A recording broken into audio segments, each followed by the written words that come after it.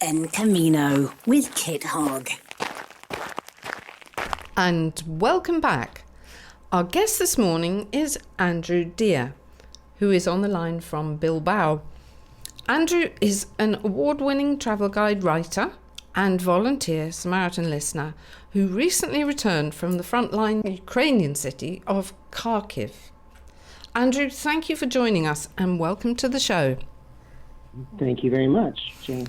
Now, you've just returned from Ukraine, Kharkiv no less, which is 30 kilometers from the front line. What were you doing there? Well, I was a volunteer at a kitchen that prepares meals for hospitals, for all different kinds of organizations that need food. Now, the hospitals are, overworked. They don't have enough resources to feed the patients, the soldiers who have been wounded, civilians who've been wounded, and as well as, elderly people, anybody who needs help. They've been able to provide up to 2,000 meals a day from the very beginning of the invasion, 3 years now. Wow. And just backtracking a little bit, how did you get there? Well, it took a lot of internet searches and calls to Kharkiv about how to go about it, but there are several train connections from Poland into Ukraine. I went through a city called Helm, Chelm, in Poland, and took an overnight train to Kyiv, about 16 hours, and then I transferred there to a train onto Kharkiv. Did you stop off in any cities on the way? No, I just wanted to get there. So I kept on going, really. I had about an hour in Kyiv and just transferred trains there. Okay. And it was interesting when I got to Kyiv, when I got to my platform for Kharkiv, it was it really hit me that, yes, I'm going to a war zone, because on the platform you would see girlfriends and wives mostly, and mothers, tearfully, holding on to their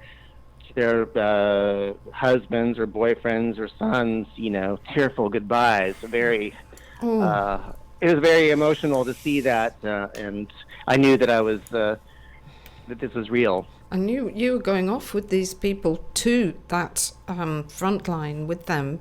I mean, and you arrived in Kharkiv, and then did you have someone to sort of show you to where to go? I mean, or could you understand? Could anybody understand you? Right. Well, the volunteer corps is very organized. I was volunteering at an organization called Hell's Kitchen, and the volunteer coordinator, who's American, met me at the station, and I was kind of shell-shocked. I didn't know what to expect. I my imagination kind of, expected, people scurrying, racing away from drone strikes and everything. But it was very calm. It was very beautiful, a gorgeous old train station. And they showed me around, drove me right to my apartment, my Airbnb. Okay, and you were there on your own, were you, in this Airbnb, or were there other volunteers? Because I think that's what you were. Yeah. There were, usually there's about, I believe, 15 or 20 international volunteers working in the kitchen. In the kitchen, there's basically, you have to be flexible, do whatever is needed, but there's a bakery and also meal preparation, and probably, 30 or so local Ukrainian volunteers who are regularly there. From more... And the volunteers come from all over, Okay. U.S., U.K., Australia, Germany, all Okay. over the world. Okay. And when did this kitchen actually start up? Like, I believe literally the day after the invasion. Yeah, in 2022, I believe. Yeah. And has And it they've been current? they've been working in operation every day since. Wow. Even during the bombings? Yes, in 2024, I believe, there was a real incursion by Russian troops to enter Kharkiv, and I think they actually, there were some battles in some of the outer neighborhoods of the city, and they were the kitchen didn't cease. Andrew, could you tell us, give us a typical day at Hell's Kitchen? How did that work? Well, every day there's a list of the needs for the day, like how many meals go to this hospital, how many go to this community center. So that gives you an idea of the quantity of food to make. And the Ukrainian ladies, they're mostly ladies who work in the kitchen, they make wonderful, delicious, homemade Ukrainian cuisine. Yeah, well, I was going to ask you about the food. What's the food like? What were you preparing? Yeah. Was it dumplings? Well, they didn't make so many dumplings, but they made like very hearty stuff, and stuff that could be reheated easily. And then there's the bakery, which is the side part of the kitchen. So it's always a beehive of activity, and there's all kinds of like donations coming in, and we have to get unload this truck, and then people come to pick up food and meals. But it's a very convivial environment. People are glad to be there, glad to be offering, a hand, because it's so needed and important. So it was good. It was a good vibe. Yeah, it was good morale. Did you enjoy being there? Did you enjoy the working life in Hell's Kitchen? Oh, sure. And it's very convivial, and the international volunteers would often get together afterwards for a drink or something like that, and we would have celebrations from time to time with the Ukrainians and the international volunteers. It was a very nice vibe. Yeah, and that sense of teamwork I'm getting. Yes.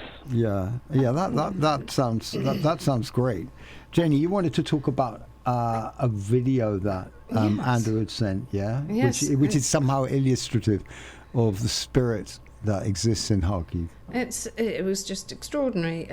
It was a rather beautiful video of ladies singing in a choir in the outside in the fresh air.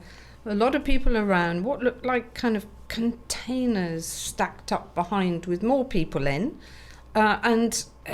Anyway. Yeah. Can we play a little of this? Well, presumably, Andrew, you took that video, yeah? I didn't, but my a friend of mine who's also a volunteer, Paul from the UK, he was there. It's this beautiful, like you described, Jane, like outdoor eatery with containers, very hip. I felt very out of place with nice DJs and stuff like that. And that night, this choir performed, and Paul was there, and he recorded it. And so here it is.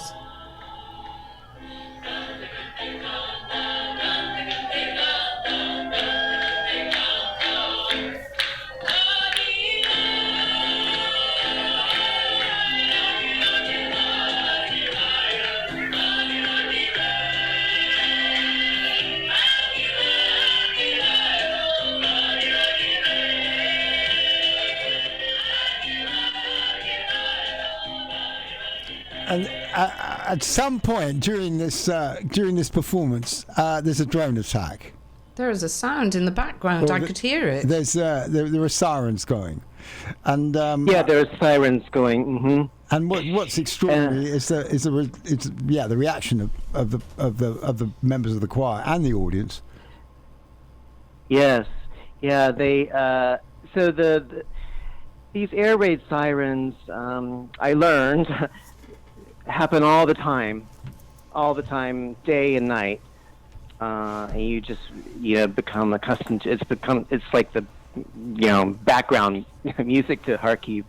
And anyway, they were singing, the air raid sirens began, and instead of stopping the music and what do we do, they sang louder. How wonderful. And it was very, very emotional, and the crowd there responded, gave them a standing ovation. It was quite a moving experience. Quite a show of strength and determination.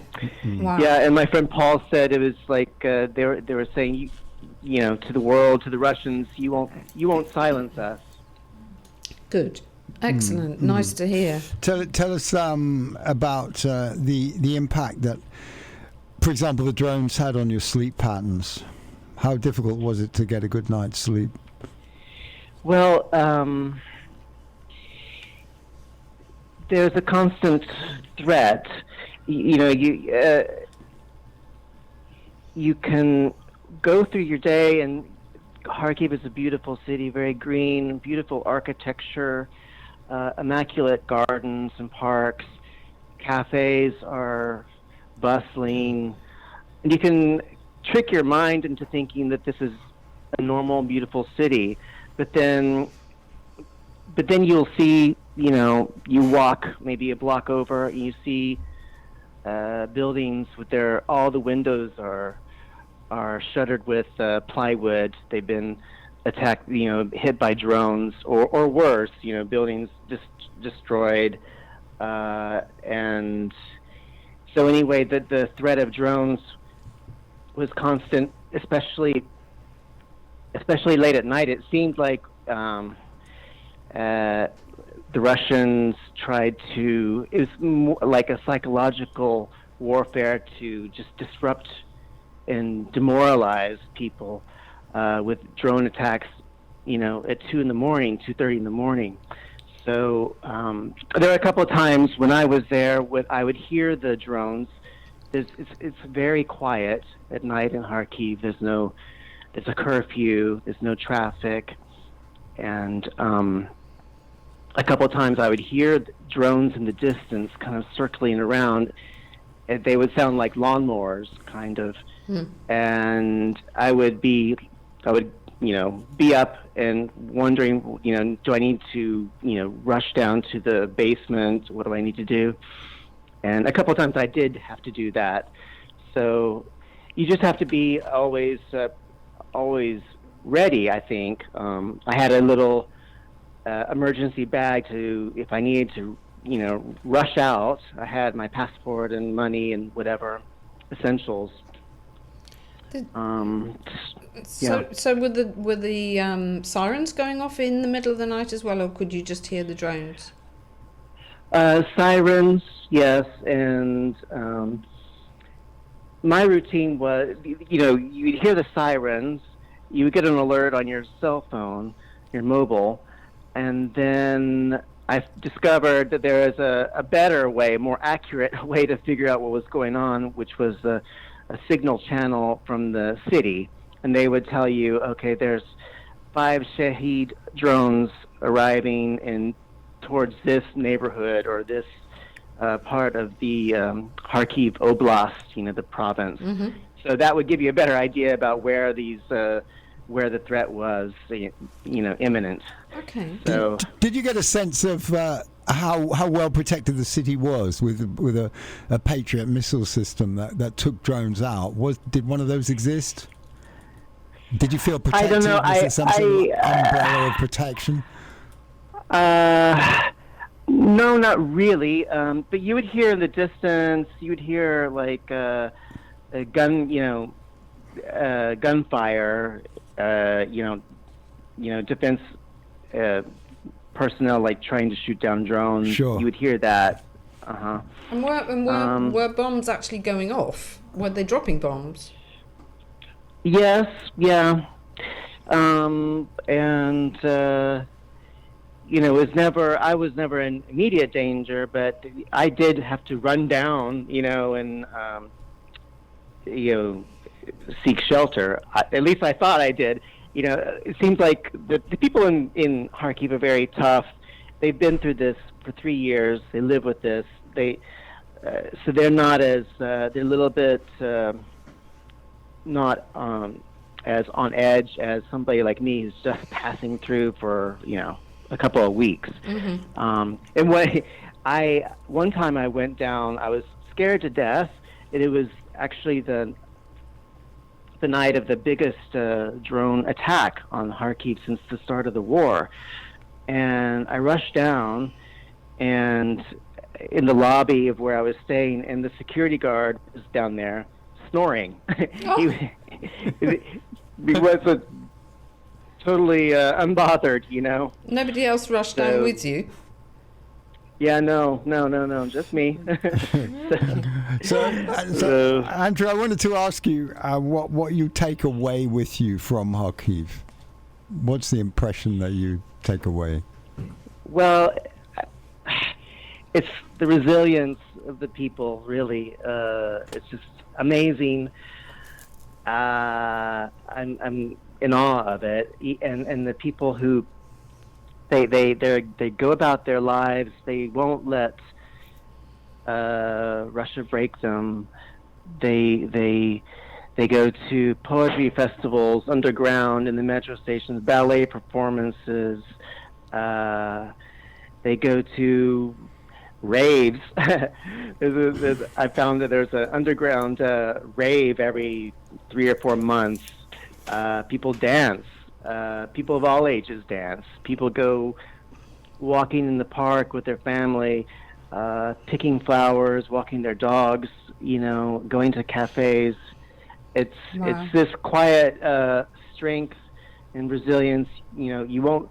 They call it the unbreakable city, undefeatable city, and that's what I most remember.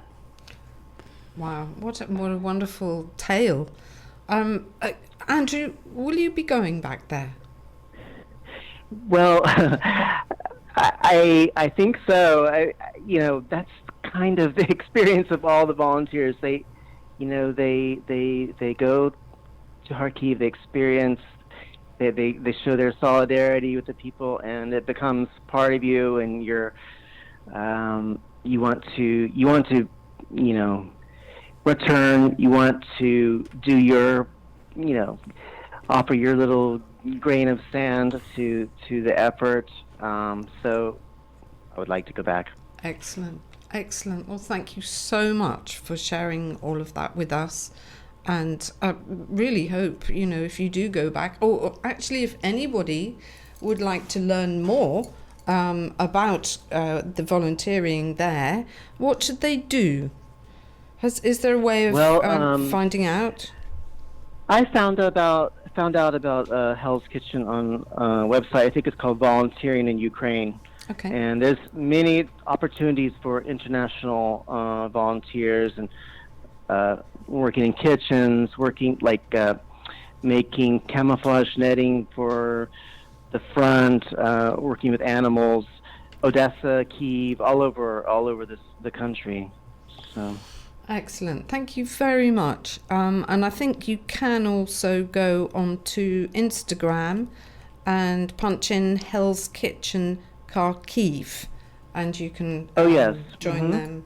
All right. Well, thank you so much. It's been wonderful to speak to you, and maybe we can have a chat again at some other time about more of your adventures. Okay. Thank you very much, Jane. Kids. Andrew, goodbye. Pleasure. Bye-bye. Take care.